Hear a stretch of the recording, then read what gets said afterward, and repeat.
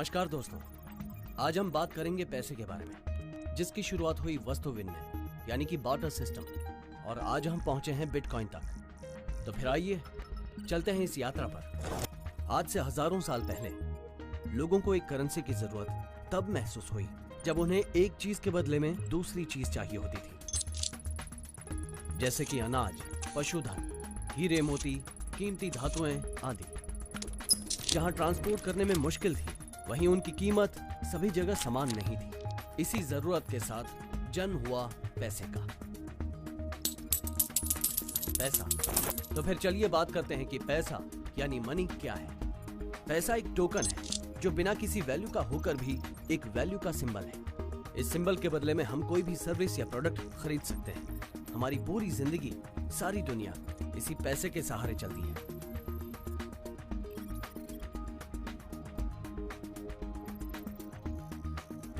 आज हम पैसे को बहुत सारे अलग अलग रूपों में जानते हैं। सभी देशों की अपनी अलग अलग करेंसी है, यूरो, डॉलर, रुपी आदि। इंटरनेट और टेक्नोलॉजी के साथ पैसे का ये रूप भी बदला है। सन 1950 में आई प्लास्टिक मनी, जो आज हम सब लोगों की रोजमर्रा की जिंदगी का एक जरूरी हिस्सा बन गई है। ATM transactions, online transfers, credit और डेबिट कार्ड का यूज आज एक बहुत ही आम बात है। आज से 8 से 10 साल पहले एक नई तरह की करेंसी मार्केट में आई, जिसने पैसे के सिस्टम को बदल के रख दिया। Digital currency. डिजिटल करेंसी का कोई फिजिकल सिंबल ही नहीं था, बस एक नंबर, एक कोड, जिसे आसानी से इंटरनेट के माध्यम से ट्रांसफर किया जा सकता था। ठीक वैसे ही जैसे आप ईमेल या मैसेज भेजते हैं। इसी आसानी और सुरक्षा की वजह से डिजिटल करेंसी धीरे धीरे लोकप्रिय होती गई और बाजार में बहुत सारी डिजिटल करेंसीज आ गईं।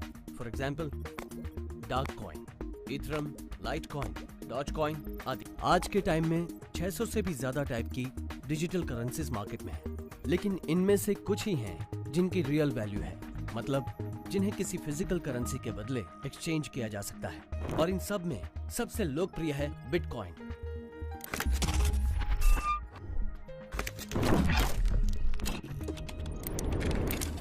तो फिर 210 नेशनल करेंसीज और 600 डिजिटल करेंसीज और बिटकॉइन में क्या अंतर है?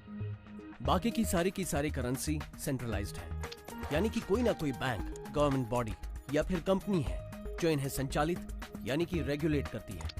मतलब आपका सारा पैसा कुछ लोगों के द्वारा रेगुलेट किया जाता है। वहीं बिटकॉइन डिसेंट्रलाइज्ड है। 3 जनवरी 2009 को सातोशी नाकामोटो के उपनाम से किसी अनजान व्यक्ति या संस्थान ने बिटकॉइन का आविष्कार किया। बिटकॉइन किसी कंपनी या व्यक्ति के द्वारा नहीं, बल्कि कंप्यूटर सॉफ्टवेयर में एक मैथमेटिकल कोड यानी कि एल्गोरिदम के द्वारा रेगुलेट होता है।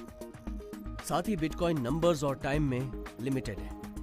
2009 में इनके इन्वेंशन से लेकर 2140 तक टोटल 21 मिलियन यानी कि 2 करोड़ 10 लाख बिटकॉइन जनरेट होंगे। हर 4 साल में बिटकॉइन का प्रोडक्शन आधा हो जाता है। जैसे जैसे सप्लाई कम होती जाती है, डिमांड बढ़ती जाती है, बिटकॉइन की वैल्यू भी बढ़ती जाती है। आइए अब समझते हैं कि बिटकॉइंस बनते कैसे हैं और कैसे इनकी वैल्यू बढ़ती जाती है। 2009 में जब बिटकॉइन लॉन्च हुए तो साथ ही में उनके लेन देन को वेरीफाई करने के लिए बिटकॉइन सॉफ्टवेयर लॉन्च हुआ। ये software free of cost available था। कुछ लोगों ने सॉफ्टवेयर को डाउनलोड किया। जब भी कोई बिटकॉइन की ट्रांजैक्शन होती तो वेरीफाई होने के लिए इन कंप्यूटर्स पर आती। हर 10 मिनट में जनरेट हुए 50 बिटकॉइन इन लोगों को ट्रांजैक्शन वेरीफाइड करने के रिवॉर्ड में मिल जाते। जैसे जैसे लोगों को बिटकॉइंस मिलते गए, उनका ट्रांजैक्शन बढ़ता गया और साथ ही में नंबर ऑफ वेरिफिकेशन बढ़ते गए। लोगों ने और कंप्यूटर्स लगाने शुरू कर दिए।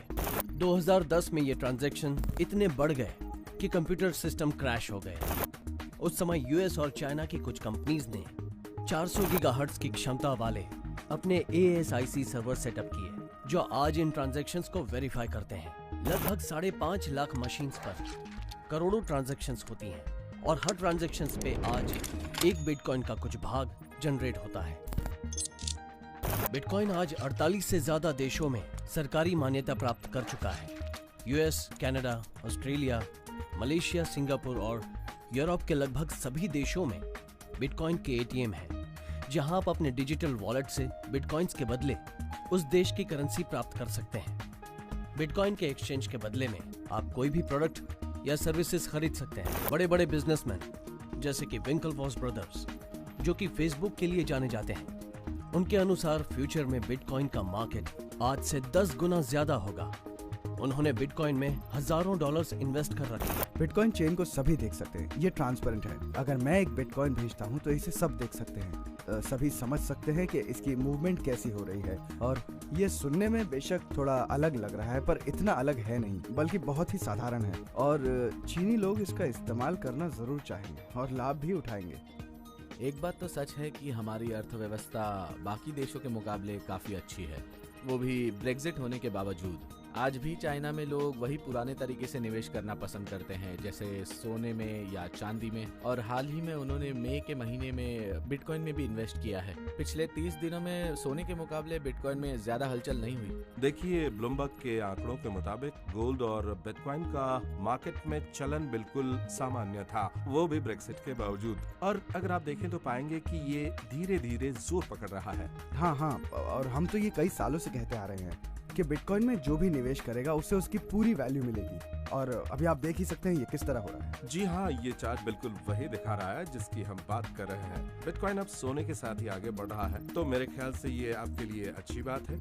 ये बिल्कुल हमारी थीसिस के मुताबिक ही चल रहा है और यही सही वक्त है बिटकॉइन में निवेश करने का। फाइनेंस गुरुओं की प्रेडिक्शंस के अनुसार अगस्त 2016 में बिटकॉइन की प्राइस वैल्यू मार्केट में काफी अप्रिशिएट हो सकती है। बिटकॉइन आय का एक नया स्रोत है और इंडिया जैसी बढ़ती इकोनॉमी के लिए एक बहुत ही लाभदायक निवेश विकल्प है। जब किसी भी करेंसी को लोग अपना लेते हैं, यानी एक करेंसी का ज्यादातर लोग इस्तेमाल करते हैं और उससे चीजों की खरीद फरोख्त करते हैं, तो वो करेंसी चलन में आ जाती है। और इसीलिए जिन देशों में अर्थव्यवस्था कमजोर होती है, तो वहाँ के लोग अपनी संपत्ति का निवेश विदेशी करेंसी में करते हैं बजाय घरेलू करेंसी के। तो इसका मतलब साफ है, यानी कि लोगों को एक ऐसा सिस्टम चाहिए, एक ऐसा सिस्टम जो लेन देन के काम में बहुत ही आसान हो। तो इस वक्त बिटकॉइन एकदम ही नया कॉन्सेप्ट है, जहाँ पर लोग इकट्ठे होते हैं पीयर टू पीयर नेटवर्क के जरिए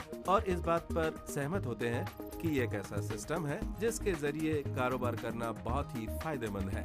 तो यहाँ पर सवाल उठता है रेगुलेशन का, वो ये कि जब इस डिजिटल करेंसी और इसके काम करने के तरीके की फिजिकल करेंसी के साथ कोई दखल अंदाजी ना हो, तो मेरे ख्याल से रेगुलेशन की कोई जरूरत नहीं है। तो जिस सवाल का जवाब दिया जाना जरूरी है वो ये है कि क्या बिटकॉइन एक प्योर डिजिटल करेंसी है या एक मल्टी सोसाइटी करेंसी है। बिटकॉइन एक इलेक्ट्रॉनिक डॉक्यूमेंट है और इंडिया में कानून के मुताबिक इलेक्ट्रॉनिक डॉक्यूमेंट को मान्यता मिली है, और इसलिए मैं कहूँगा कि बिटकॉइन को इलेक्ट्रॉनिक डॉक्यूमेंट के तौर पर कानूनी मान्यता मिल चुकी है। लेकिन बहस यह है कि बिटकॉइन का सेंट्रल बैंक के जारी किए गए नोटों से कोई टकराव है या नहीं। अभी तक आपने देखा कि बिटकॉइन कैसे बनता है, इसके क्या क्या फायदे हैं और कैसे ये एक अच्छा निवेश विकल्प है। अब हम बात करते हैं कि कैसे आप इससे लाभ उठा सकते हैं। गेन बिटकॉइन के एमडी मिस्टर अमित भारद्वाज एक एक्सपीरियंस्ड आईटी प्रोफेशनल हैं। इन्हें इन्फोसिस, बोइंग, वेराइजन जैसी बड़ी बड़ी आईटी कंपनीज के साथ काम करने के अलावा इंडियन रेलवेज की एसएमएस टिकट ऐप और हाई कार्ड कंपनी की स्थापना करने जैसे अलग अलग कामों के अनुभव हैं। मिस्टर भारद्वाज ने बिटकॉइन पे काफी रिसर्च की और 2012 में इंडिया में बिटकॉइन माइनिंग सर्वर लगाया। 400 गीगाहर्ट्ज की क्षमता वाले इस सर्वर को चलाने के लिए 3 चीजों की जरूरत होती है: नॉन स्टॉप बिजली, non stop high speed internet और 15 से 20 डिग्री रूम टेम्परेचर। मुनाफे की दृष्टि से इंडिया में इन सर्वर्स को लगाना फायदेमंद नहीं था, इसलिए गेन बिटकॉइन ने चाइना बीजिंग की कंपनीज के साथ टाई अप किया, जहां बिजली और इंटरनेट सस्ता है और तापमान कम है। 1.5 साल में कंपनी के 10,000 सर्वर्स चाइना में लग चुके हैं और अगले 1.5 साल में 3 लाख सर्वर्स लगाने का प्लान है। इन सर्वर्स को लगाने के बाद 3 से 4% पूल एक्सपेंस होता है और 95 से 96% माइनर आउटपुट आता है। बिटकॉइन क्लाउड माइनिंग स्टार्ट करने के लिए मिनिमम 1 बिटकॉइन से स्टार्ट करना होता है। आप किसी भी बाय एंड सेल एक्सचेंज से 1 बिटकॉइन खरीद कर कंपनी को ट्रांसफर कर सकते हैं। इस पैसे से चाइना में एक सर्वर सेटअप हो जाता है। ये सर्वर काफी नेटवर्क ट्रांजैक्शन वेरीफाई करता है, जिससे बिटकॉइन का कुछ फ्रैक्शन जनरेट होता है। हर ट्रांजैक्शन से कुछ अमाउंट जनरेट होता है। इस तरह पर डे लगभग $1.5 जमा होते हैं, मतलब महीने के $45। इन $45 में से $15 माइनिंग फार्म के मेंटेनेंस में खर्च होते हैं और बाकी $30 गेन बिटकॉइन कंपनी का प्रॉफिट होता है। 1.5 साल में सर्वर को चेंज करना होता है, इसलिए ये कॉन्ट्रैक्ट सिर्फ 1.5 साल का होता है, यानी कि 18 महीने का। हर महीने 0.1 बिटकॉइन जनरेट होता है, मतलब 18 महीने का 1.8 बिटकॉइन, यानी आपके एक बिटकॉइन माइनिंग कॉन्ट्रैक्ट से अप्रॉक्सीमेट 1.8 बिटकॉइन जनरेट होता है। और इसके साथ ही आप बिटकॉइन की बढ़ती हुई वैल्यू पर गौर करें तो ये प्रॉफिट दुगने से भी ज्यादा हो जाता है। तो आप भी बिटकॉइन में निवेश करें और इसका लाभ उठाएं।